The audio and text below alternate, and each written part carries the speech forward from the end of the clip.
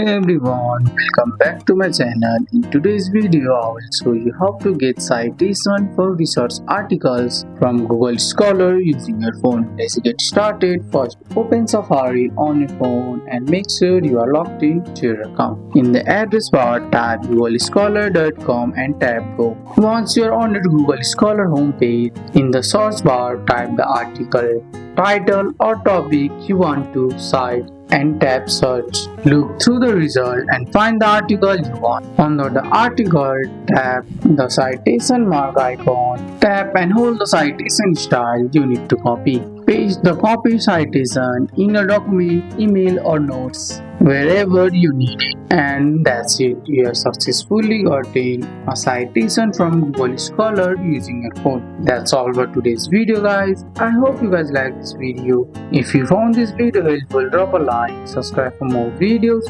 Thanks for watching. See you in the next one.